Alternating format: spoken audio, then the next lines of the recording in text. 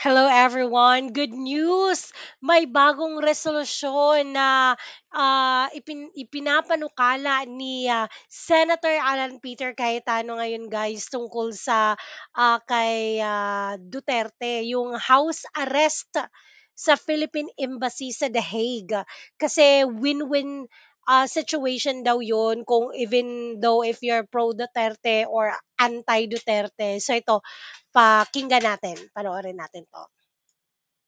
File ng reso. Actually, we filed 9 bills. Magaganda yung bills, pero syempre ang pipick upin talaga ng media yung reso. I'll explain to you guys tomorrow. I'll take time to explain. But I really truly believe in my heart it's a win-win for the country, for whatever side you are politically. Yung house arrest or embassy arrest, doon naman yun sa Netherlands. So win din yun para sa korte. Pero syempre yung number one natin is yung health ni President Duterte. You remember, he is innocent until proven guilty. So napaka-importante nung kanyang mental, emotional, and physical well-being. Correct. Filda, yes, dapat makauwi. So tatlo po yan, di ba? Yung conditional release niya. Kung makukuha naman, no problem. Kaya lang nga, marami nang nag-object. Tapos, Yes. medyo Sobrang nakikita dami ko nang kasi yung na-object. politika ng human rights sa Europe. I'm not saying mapolitika ang human rights. I'm saying iba ang takbo doon.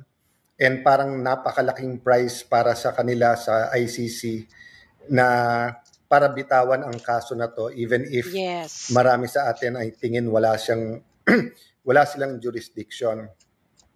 Ang problema, 6 to 7 years yung kaso, may edad na siya at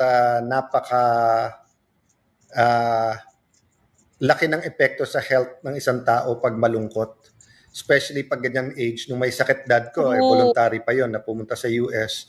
Pero yung lungkot niya na malayo sa ibang pamilya, malayo sa bansa niya, malayo sa mga barkada niya, it takes its toll So that's why when we drafted the resolution, pinagpuyatan yan ng ilan staff natin, lawyers natin. So I really thank all of them. Sinabi ko lang pag-pray nila, tama-tama, hindi sila umuwi.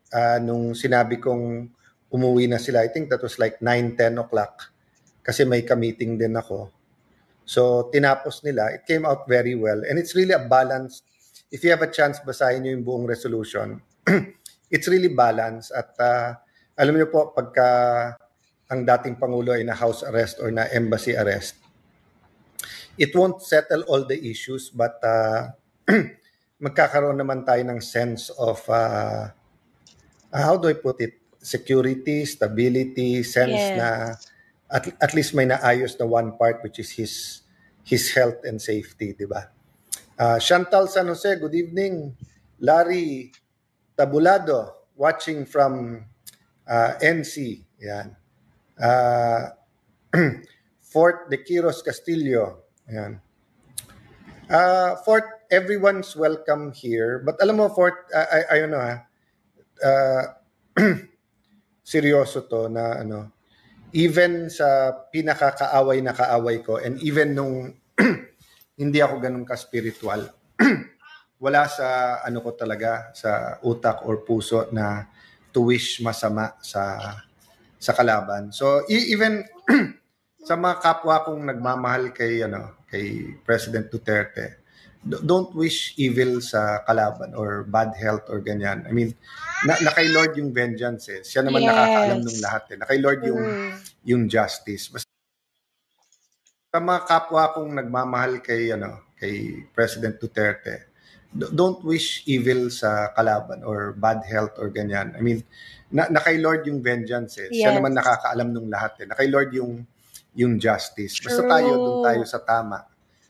Of course, yung government actions were all, we all should comment, criticize, etc. But yung may physical na mangyari sa ibang tao, magkasakit, etc.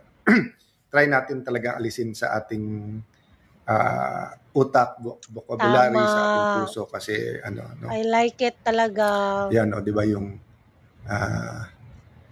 'di ba? Kasi we can't help it, emotional. So magkakasagutan talaga tayo, 'di ba?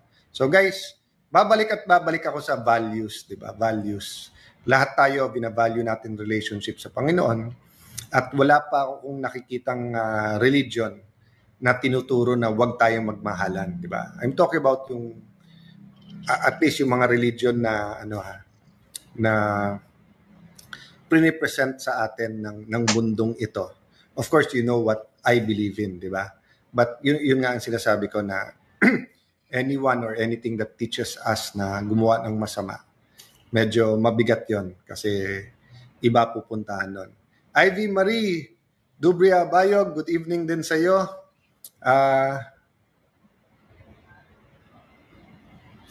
Maybe I can pray, ano sabi niya? For all due respect, sorry.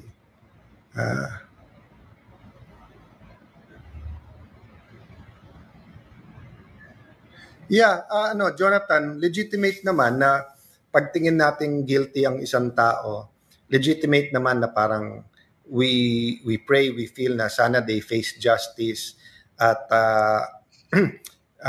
if we think we're guilty, sana matulan, we think, but kasi yung humanitarian side or yung that's why yung pag sinabi sa Bible, etc., 'di ba? Yung unless of course death penalty na guilty na, 'di ba? Then but ang sinasabi ko yung pagka for example sa akin binibisita ko po yung mga nakakulong sa Taguig City Jail, sa Metro Manila Integrated Jail, sa high security sa Camp Agundiwa. I try once a year, I should do it more. And I don't believe na even if mahatulan guilty doon sa bilibid naman sa Muntinlupa, that they should suffer. So holding someone accountable sa ginawa and giving them the punishment is different from yung mag-suffer sila in a way that is inhumane, di ba? So kung makikita mo sa jails sa mga first world countries, yung pagkain, yung exercise time, yung entertainment time, mga TV malalaki, at saka gamot pag may sakit, di ba? So I in the same manner na sinasabi ko respetuhan. But anyway guys, punta na lang ako diyan sa topic na yan tomorrow pagka nagka-time. Kung hindi, the-tape din namin ni Kuya Boy, di ba? Kasi nga, dito sa CIA 365, we talk about yung pang everyday natin and value. So baka yun na lang message ko tonight, di ba? Let's always focus on our relationship kay God at relationship natin sa iba. And siguro I'll end dun sa sinabi sa Bible na sabi sa Bible, kung follower of Christ ka, and I'll address myself to followers of Christ kasi marami tayong kapatid from different religions dito. Sabi na kung ang mamahalin mo lang ay mga mahal mo sa buhay, anong kaibahan natin sa evil people? Siguro ayaw naman natin sabihin evil tayo unless evil talaga tayo at gusto natin maging evil. So kasi kahit na yung evil people, tingin nila mabuti sila di ba? So ang point ko po, so that's why minsan nagbiro ako sa isang Christian gathering na sabi ko kung isa ako sa mga public servants na gusto nyo, then I know you're praising God now. Pero kung ako ay isang hindi nyo gusto, for whatever reason, then i-praise nyo pa rin si Lord kasi tinuturuan kayo ni Lord ng patience. Tinuturuan kayo ni Lord na ipag-pray ako at pag-pray yung sarili nyo kasi magsasalita ako sa harap ninyo. Di ba? So whatever it is guys, we have to be able to talk to each other about many issues, even the most